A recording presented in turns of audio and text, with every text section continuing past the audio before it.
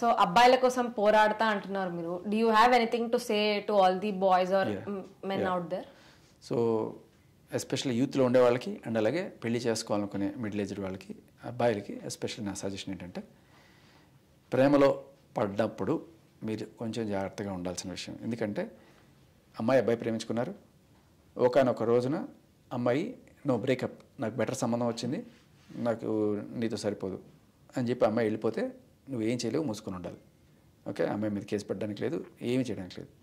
అదే సంగతి నువ్వు చేసావనుకో, నీకేదో కష్టం వచ్చిందో లేకపోతే తప్పనిసరి పరిస్థితిలో నేను విడిపోవాలనుకుంటున్నాను, లేదంటే ఈ అమ్మాయిలు నీ మీద కేసు పెడితే BNS 69 ప్రకారం నీకు 5 to 10 years వరకు ఇంప్రిజన్మెంట్ అయ్యే అవకాశం ఉంటుంది. సో ఎంత దారుణమైన ఇంజస్టిస్ అనేది మీరు గమనించుకోండి. సో ప్రేమలో పడే ముందే లిటరల్లీ ఇది ఆలోచించి మీరు నిర్ణయం తీసుకోండి.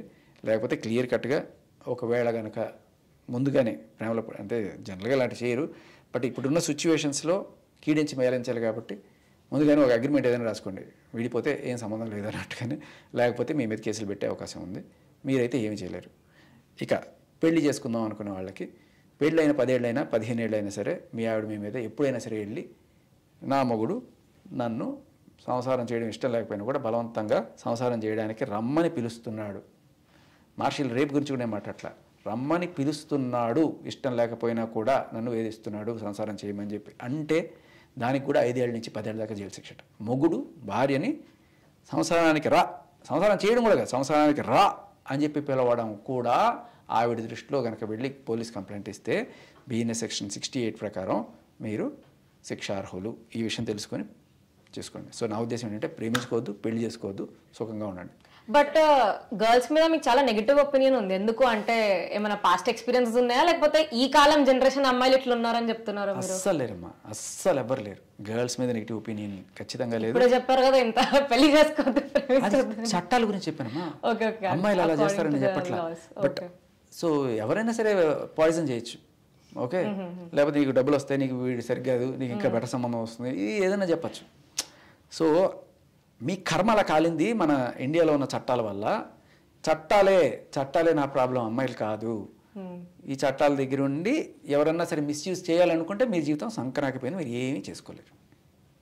But sometimes boys can also be wrong. No, అప్పుడు ఏం చేస్తారు అమ్మాయిలు? Boys can also just use and throw and go. It is very easy. అదే కదా, అమ్మాయిలకి చక్కగా సెక్షన్ ఉంది కదా, పోయి పెట్టండి 493. ఇదే పని పాట చేసేది ఇప్పుడు అదే పని జరుగుతుంది కదా. ఇప్పుడు కూర్చోబెట్టి ఇంత ఇంటర్వ్యూ చేసింది దేని గురించి? కరెక్టే సార్, కానీ ఇప్పుడు ఇవే చేసుకుంటుంటే డబ్బులు ఎడికెళ్ళి వస్తాయి, ఇల్లు ఎట్లా గడుస్తుంది అమ్మాయిలకి for their own personal expenses. ఎందుకు? అదే కదా, ఇప్పుడు 5 కోట్లు 2 కోట్లు ఇవన్నీ. ఇది మరి బాగుంది, మీరు ఒక్క అమ్మాయి చేసింది కాబట్టి ఇంకా అందరు అట్లానే ఉంటే ఇట్స్ డిఫికల్ట్ టు అనలైజ్ కదా. అదే అంటున్నాను.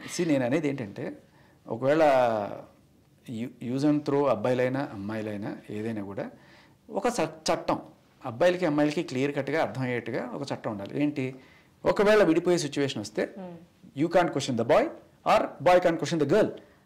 ఎవరి జీవితం వాళ్ళది, వాళ్ళ జీవితాలు వాళ్ళు చూసుకోవచ్చు, ఎవరి జీవితంలో ఇంటర్ఫీర్ కాకూడదు అని ఒక చట్టం చేయండి, వెల్ అండ్ గుడ్. లేదు నువ్వు వెళ్ళిపోతే ఈవిడ పెట్టచ్చు, కానీ ఈవిడ వెళ్ళిపోతే నువ్వేం చేయలేవు, ఇట్లాంటి చట్టాలు వెరీ బయాస్డ్గా అనిపిస్తాయి. సో దీని గురించి పోరాటం తప్ప అమ్మాయిలు చట్టవాళ్ళని నేను చెప్పను.